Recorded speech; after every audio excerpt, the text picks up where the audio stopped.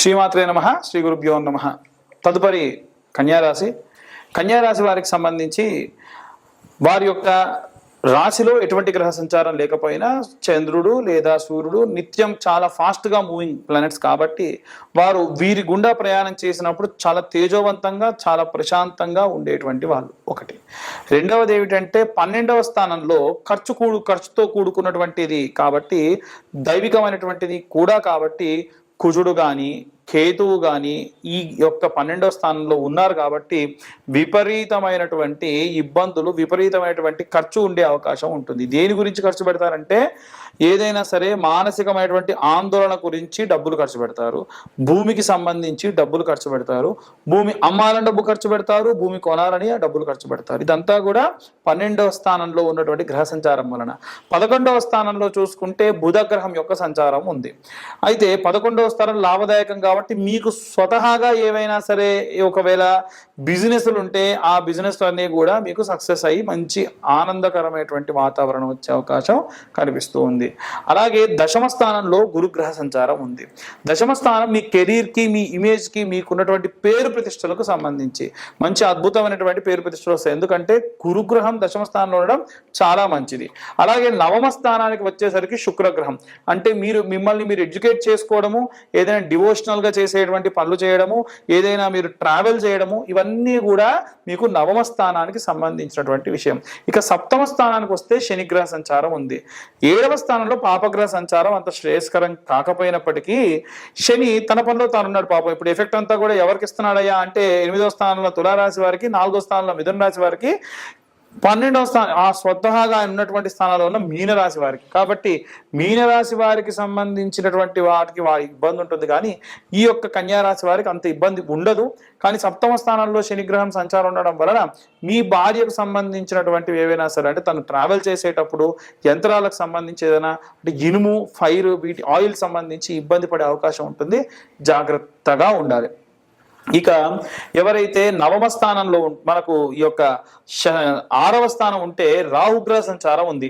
6వ స్థానము ఆరోగ్యానికి సంబంధించి అంటే మత్తు కాబట్టి ఏదైనా సరే ఏదైనా శరీరానికి మత్తిచ్చి ఏదైనా సర్జరీ కానీ కుట్లు కానీ వేసేటువంటి అవకాశం ఉంటుంది. చాలా జాగ్రత్తగా ఉండాలి. ఇక పంచమ, చతుర్థ, తృతీయ, ద్వితీయ స్థానాలన్నీ కూడా సూర్యగ్రహ చంద్రగ్రహ కలయికల వల్ల లేదా వాటి యొక్క కదలికల వల్ల వచ్చినటువంటివి కాబట్టి అంత ప్రశాంతంగా ఉంటుంది తప్ప ఎటువంటి ఇబ్బంది ఉండదు. ఇవన్నీ కూడా గోచారరీత్యా చెప్పేటువంటి విషయంలో మాత్రమే. పూర్తిగా మీ జాతకం విశ్లేషణగా మీకు కావాలంటే 70 పేజీల్లో జాతకం మీకు అందించి పూర్తిగా జాతకం గురించి మీతో మాట్లాడడం జరుగుతుంది. ఈ 2025 సంవత్సరంలో కేవలం 2025 రూపాయలు మాత్రమే ఛార్జ్ చేయడం జరుగుతుంది. ఇంకా ఈ నెలలో ఎవరైతే జాతకం చెప్పించుకుంటారో వారికి స్వయంగా హోమంలో పెట్టి పూజ చేసి ఇచ్చినటువంటి కరుంగలి మనం గిఫ్ట్గా ఇస్తా. మీకేం అవసరం అయ్యా మా గిఫ్ట్ ఇవ్వడానికి అని అనేవాళ్ళు కూడా ఉంటారు. ఎందుకంటే టైం బాగాలేదండి, అస్సలు బాగాలేదు. ఎంతో కొంత ఇది ఇచ్చిన తర్వాత మిమ్మల్ని జపం చేయమంటే చేసుకుంటారుగా, మీరు బాగుంటారని అంతకు మించి ఇంకేం లేదు. ఇవన్నీ ఇంకా ఎటువంటి రెమెడీస్ తీసుకోవాలనే విషయాన్ని ఇప్పుడు మనం తెలుసుకుందాం. జూలై నెల వరకు కూడా మనం ఎన్నో రకాలైనటువంటి అవాంఛనీయ సంఘటనలు ఈ సంవత్సర ప్రారంభం నుంచి కూడా చూస్తూ ఉన్నాం. వాస్తవంగా మాట్లాడుకోవాలంటే ఈ జూలై నెలకి శాపం ఉంది అని అంటూ ఉన్నారు. ఎందుకు తెలుసా అండి? ఈ యొక్క 2025 సంవత్సరానికి శాపం ఉంది అని అంటున్నారు. ఎందుకో తెలుసా? 2025 సంవత్సరం క్యాలెండర్ తీసి చూడండి, 1941 సంవత్సరం క్యాలెండర్ తీసి చూడండి, రెండు సేమ్. ఉన్నటువంటి వీకెండ్స్ సేమ్, ఉన్నటువంటి వారాలు సేమ్, అన్నీ సేమ్. 1941 సంవత్సరంలో వరల్డ్ వార్ 2 జరిగింది. పర్ల్ హార్బర్ మీద దాడి జరిగింది. 1500 మంది చైనాలో ఒక పెద్ద లోయలో పడి చనిపోయారు. అలాగే అమెరికాలో ఉన్నటువంటి ఒక కోల్ మైన్లో కొన్ని వందల మంది చనిపోయారు. కొన్ని లక్షల మంది, కోట్ల మంది ఈ యొక్క 1941 సంవత్సరంలో మాస్గా అంటే మూకుమ్మడిగా చనిపోయారు. అదే విధంగా చూసుకున్నట్టయితే ఈ 2025 సంవత్సరంలో మనకి పెహల్గాంలో ఉన్నటువంటి జరిగినటువంటి దాడి కానివ్వండి, రైలు యాక్సిడెంట్ కానివ్వండి, మన తెలంగాణలో టన్నల్ లోపల 9 మంది చనిపోవడం కానివ్వండి, అలాగే బెంగళూరులో IPL సంబంధించినటువంటి ర్యాలీ తీస్తున్నప్పుడు 30 మంది దాకా స్టాంప్యాడ్లో చనిపోవడం కానివ్వండి, కుంభమేళాలో చనిపోవడం కానివ్వండి, అలాగే రీసెంట్గా ఎయిర్ ఇండియా క్రాష్ జరిగి 300కు పైగా మంది ఒకటేసారి చనిపోవడం కానీ ఇవన్నీ కూడా జరిగాయి. ఇవన్నీ కూడా ఇప్పటి వరకు గడిచిన 6 నెలల్లో మాత్రమే జరిగాయి. తెలుసా? ఏదైనా మొత్తంలో పెట్రోల్స్ లాంటి ఎక్స్ప్లోషన్స్ జరగవచ్చు. బయట ఆల్రెడీ వార్ జోన్ నడుస్తుంది ఇజ్రాయెల్కి ఇరాన్కి. దాంట్లో గనక వేరే వేరే దేశాలందరూ కూడా యాడ్ అయితే ఒక దేశం ఇంకో దేశం మీద ఉన్నటువంటి ద్వేషాన్ని వెళ్ళబుచ్చే అవకాశం ఉంటుంది.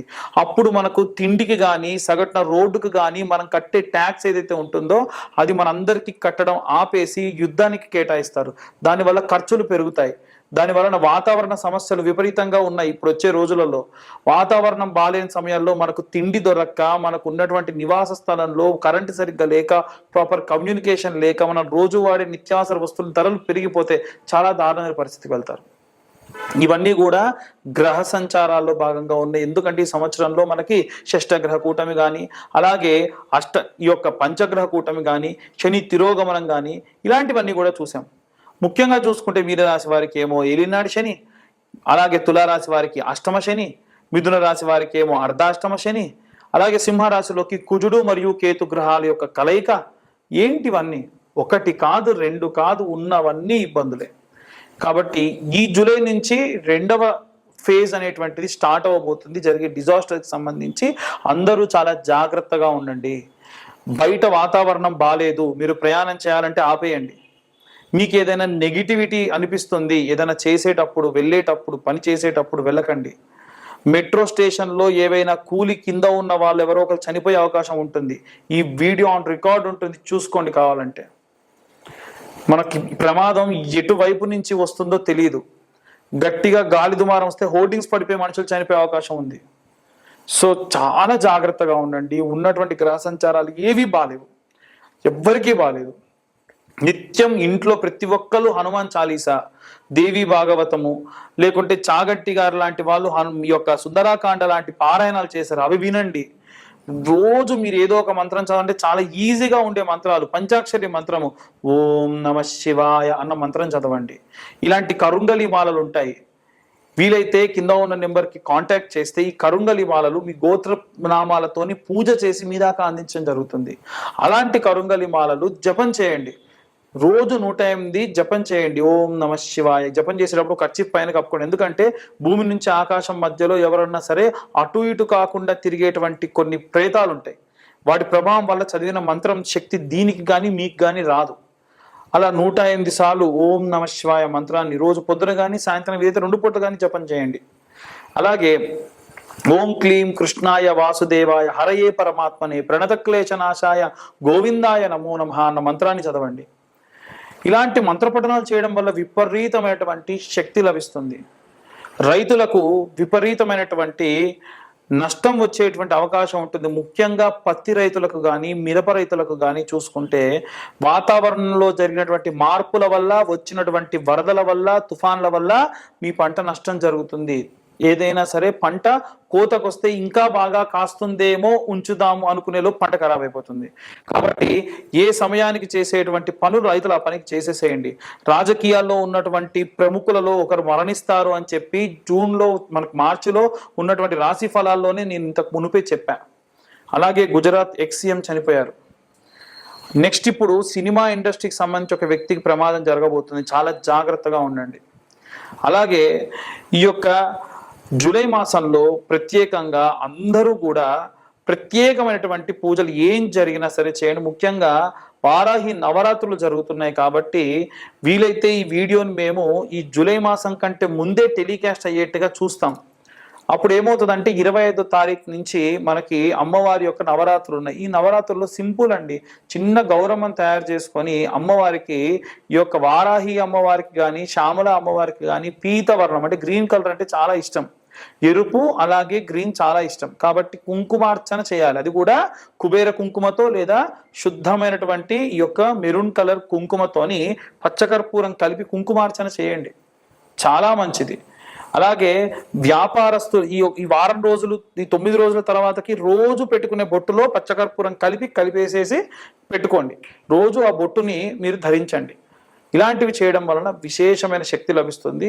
ఇవన్నీ గోచార రీత్యా చెప్పేటువంటి విషయంలో మాత్రమే. పూర్తిగా మీ జాతకం విశ్లేషణతో కావాలి అని అంటే కింద ఉన్న నెంబర్కి కాంటాక్ట్ చేయండి. మీ పేరు, మీ date of birth, time, place మాకు ఫోన్ చేసి మీ యొక్క ఇవన్నీ డీటెయిల్స్ అన్ని ఇవ్వడం వలన ఈ యొక్క 2025 సంవత్సరంలో 2025 రూపాయలు మాత్రమే తీసుకొని పూర్తిగా జాతకం మీకు అందించడం జరుగుతుంది. ప్రత్యేకంగా ఈ జూలై నెలలో ఎవరైతే జాతకం చెప్పించుకుంటారో వారికి కరుంగలి మాల ఉచితంగా ఇవ్వడం జరుగుతుంది. ఇది నా ఇంట్రెస్ట్ కొద్దీ నేను ఇస్తున్నా, అందరూ ప్రాబ్లమ్స్ నుంచి బయటపడాలి అనేది నా ఉద్దేశం. ఇంకోటి ఏంటంటే కొరియర్ ఛార్జెస్ కూడా తీసుకోను. కొరియర్ ఛార్జెస్ అంతకుముందు 100, అవుట్ ఆఫ్ స్టేట్ అయితే 200 ఛార్జ్ చేస్తున్నారు కదా, కొరియర్ ఛార్జెస్ కూడా లేకుండా నేను మీ దాకా ఈ యొక్క కరుంగలి మాల అందిస్తా. కొంతమంది ఫోన్ చేసి మాకు అట్లయితే కరుంగలి మాల వద్దని జాతకం వరకు ఎంత అనకండి. మీరు కరుంగలి మాల తీసుకున్నా తీసుకోకపోయినా జాతకానికి ఛార్జ్ వచ్చేసి 2025 రూపాయలు మాత్రమే. కాబట్టి ఇక అందరూ కూడా బాగుండాలి, అందరూ నేనుండాలని కోరుకుంటున్నా. సర్వే జనా సుఖినో భవంతు. స్వస్తి.